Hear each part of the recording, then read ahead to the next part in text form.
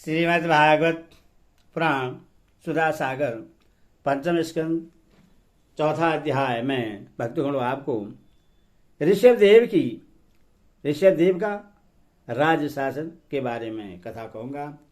आप इसको ध्यानपूर्वक सुनिए और इस चैनल को लाइक सब्सक्राइब जरूर कर दें जिन्होंने नहीं किया है। कथा सुनिए। ऋषभ देव जी का राज्य शासन। श्री सुखदेव जी कहते हैं, राजन, नाभिनंदन के अंग जन्म से ही भगवान विष्णु के वज्र अंकुश आदि चिन्हों से युक्त थे। समता, शांति, वैराग्य और ऐश्वर्य आदि महाविभूति के कारण उनका प्रभाव दिनोदिन बढ़ता जाता था। यह देखकर मंत्री आदि प्रकृति वर्ग, प्रजा, ब्राह्मण और देवताओं की यह उत्कंठ अभिलाषा होने लगी कि ये ही पृथ्वी का शासन करें। उनके सुंदर और सुडोल शरीर, विपुल कीर्ति, तेज, बल, ऐश्वर्य, यश, पराक्रम और शूरवीरता आदि गुणों के कारण महाराज नाभि ने उनका नाम ऋषभ श्रेष्ठ रखा।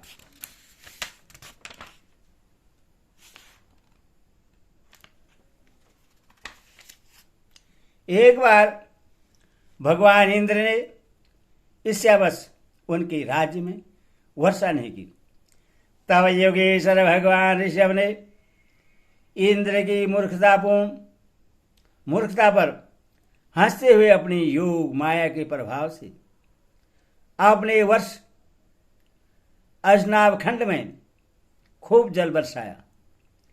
महाराज नाभि अपनी इच्छा के अनुसार श्रेष्ठ पुत्र पाकर अत्यंत आनंदमग्न हो गए और अपनी ही इच्छा से मनुष्य शरीर धारण करने वाले पुराण पुरुष श्री हरि का सर्वप्रेम लालन करते हुए उन्हीं के लीला विलास से मुग्ध होकर वत्स तात ऐसा गदगद वाणी से कहते हुए बड़ा सुख मानने लगे। जब उन्होंने देखा कि मंत्रिमंडल, नागरिक और राष्ट्र की जनता ऋषभ देव से बहुत प्रेम करती है, तो उन्होंने उन्हें धर्म मर्यादा की रक्षा के लिए राज्याभिषिक्त करके ब्राह्मणों की देखरेख में छोड़ दिया। आप अपनी पत्नी मेरु देवी के सहित बद्रिकाश्रम को चले गए। वहां अहिंसा वृत्ति से, जिसे किसी को उद्वेग न हो, ऐसा कौशलपूर्ण तपस्या और समाधि योग के द्वारा भगवान वासुदेव के नर नारायण रूप की आराधना करते हुए समय आने पर उन्हीं के स्वरूप में लीन हो गए। पांडुनंदन राजा नाभि के विषय में यह लोकोक्ति प्रसिद्ध है। राशि नाभि के उद्धार कर्मों का आचरण दूसरा कौन पुरुष कर सकता है? जिनके शुद्ध कर्मों से संतुष्ट होकर साक्षात श्री हरि उनके पुत्र हो गए थे। महाराज नाभि के समान ब्राह्मण भक्त भी कौन हो सकता है? जिनकी दक्षिणादि से संतुष्ट हुए ब्राह्मणों ने अपने मंत्र बल से उन्हें यज्ञशाला में साक्षात विष्णु भगवान के दर्शन करा दिए। भगवान ऋषभदेव ने अपने देश अजनाभ खंड को कर्म हुई मानकर लोक संग्रह के लिए कुछ काल गुरुकुल में वास किया। गुरुदेव को यथोचित दक्षिणा देकर गृहस्थ में प्रवेश करने के लिए उनकी आज्ञा ली। फिर लोगों को गृहस्थ धर्म की शिक्षा देने के लिए देवराज इंद्र की दी हुई उनकी कन्या जयंती से विवाह किया तथा श्रोत स्मार्थ दोनों प्रकार के शास्त्रों पदिष्ट कर्म का आचरण करते हुए उसके गर्भ से अपने ही समान गुण वाले 100 पुत्र उत्पन्न किए।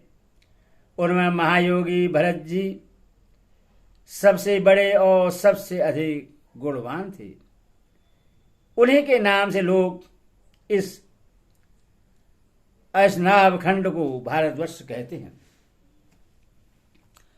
उनसे छोटे कुशावर्त, ईलावर्त, बर्मावर्त, मल्य, केतु, भद्रदेश, इंद्र, विदर्भ और किकट, ये 9 राजकुमार शेष 90 भाइयों से बड़े एवं श्रेष्ठ थे। उनसे छोटे कवि, हरि, अंतरिक्ष, प्रबुद्ध, पिपलायन, अभिहोत्र, दुर्मिल, चमस और करभाजन, ये 9 राजकुमार भागवत धर्म का प्रचार करने वाले बड़े भगवत भक्त थे। भगवान की महिमा से महिमान्वित और परम शांति से पूर्ण इनका पवित्र चरित्र हम नारद वासुदेव संवाद के प्रसंग से आगे 11 स्कंद में कहेंगे। इससे छोटे जयंत के 81 पुत्र पिता की आज्ञा का पालन करने वाले अति विनित महान वेदज्ञ और निरंतर यज्ञ करने वाले थे। वे पुण्य कर्मों का अनुष्ठान करने से शुद्ध होकर ब्राह्मण हो गए थे। भगवान ऋषिदेव यदि परम स्वतंत्र होने के कारण स्वयं सर्वदा ही सब प्रकार की अनर्थ परंपरा से रहित केवल आनंदानुभव स्वरूप और साक्षात ईश्वर ही थे, तो वे अज्ञानी के समान कर्म करते हुए उन्होंने काल के अनुसार प्राप्त धर्म का आचरण करके उसका तत्व न जानने वाले लोगों को उसकी शिक्षा दी। शांत सम शांत सुहृदय और कारुणिक रहकर धर्म, अर्थ, यश, संतान, भोग, सुख और मोक्ष का संग्रह करते हुए गृहस्थाश्रम में लोगों को नियमित किया। महापुरुष जैसा जैसा आचरण करते हैं दूसरे लोग उसी का अनुसरण करने लगते हैं। यदि वे सभी धर्म के सारूप वेद के गूढ़ रहस्य को जानते थे तो भी ब्राह्मणों की बताई हुई विधि से साम दान आदि नीति के अनुसार ही जनता का पालन करते थे। उन्होंने शास्त्र और ब्राह्मणों के उपदेशानुसार विभिन्न देवताओं के उद्देश्य, द्रव्य, देश, काल, आयु, श्रद्धा और ऋतुज आदि से सुसंपन्न सभी प्रकार के 100 यज्ञ किए। भगवान ऋषिदेव के शासन काल में इस देश का कोई पुरुष अपने लिए किसी से भी अपने प्रभु के प्रति दिन दिन बढ़ने वाले अनुराग के सिवा और किसी वस्तु की कभी इच्छा नहीं करता था। यही नहीं, आकाश कुसुमादि अविद्यमान वस्तु की भांति कोई किसी की वस्तु की ओर दृष्टिपात भी नहीं करता था। एक बार भगवान शिवदेव घूमते घूमते ब्रह्मावर्त देश में पहुंचे। वहां बड़े बड़े ब्रह्म ऋषियों की सभा में उन्होंने प्रजा के सामने ही अपने समाहित चित्त तथा विनय और प्रेम के भार से सुशयत पुत्रों को शिक्षा देने के लिए इस प्रकार कहा।